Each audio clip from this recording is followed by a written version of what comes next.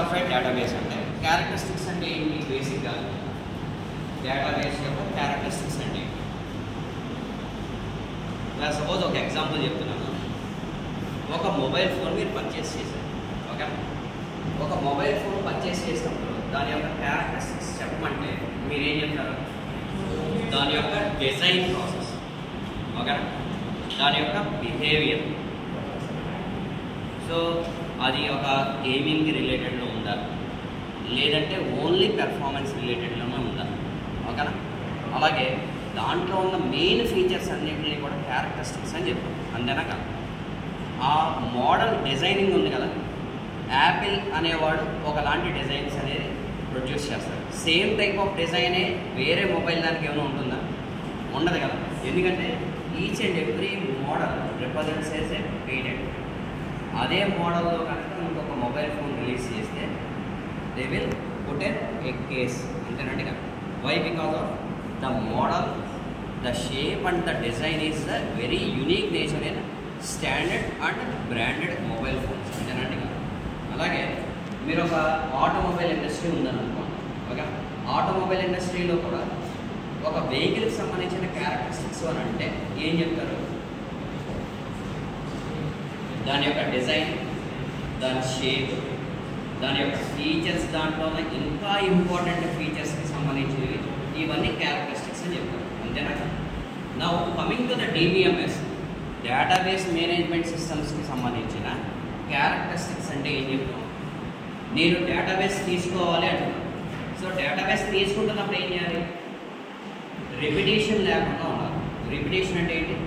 Suppose ఒక data నేను save చేశాను, మళ్ళీ అదే డేటా మళ్ళీ నేను సేవ్ చేస్తున్నాను అనుకోండి, బై డిఫాల్ట్గా ఏమవుతుంది?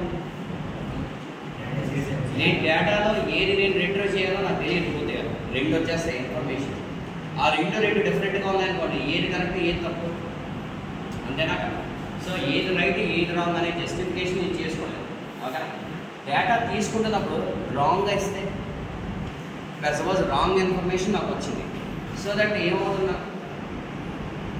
డేటా అనేది నేను మళ్ళీ రిట్రీవ్ చేసుకుంటున్నప్పుడు ఏమవుతుంది? రాంగ్ ఇన్ఫర్మేషన్ బయట. దానివల్ల ఉపయోగం ఉందా? లేదు. అసలు డేటా దానికి సంబంధించింది తీసుకోలేదు, ఓకేనా? ఇక్కడ నేను డేటాని క్వైరీ అడిగితే ఏమవుతుంది? సపోజ్ మీరు ఒక ప్రోడక్ట్ చేయాలని అనుకున్నారు, కావాలి, ఓకేనా, పర్చేస్ చేయాలి.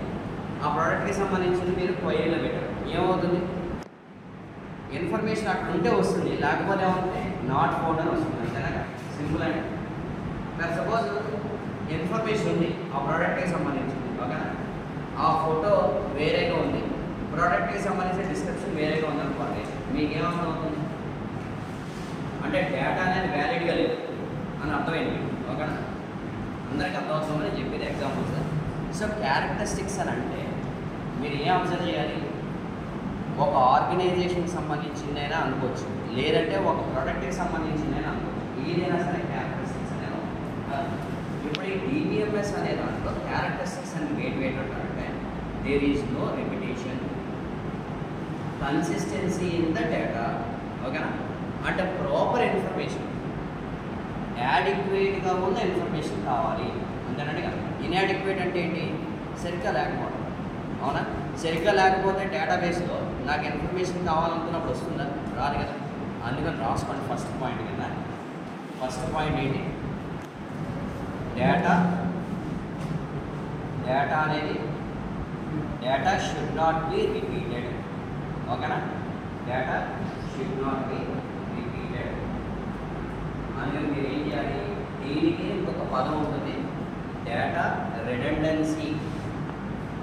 డేటా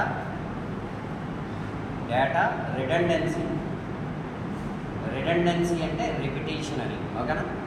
డేటా అనేది ఏమవ్వాలి? రిడెండెన్సీగా ఉండాలా ఉండకూడదా? Should not be there data redundancy, అంతేనండి కదా, ఓకేనా?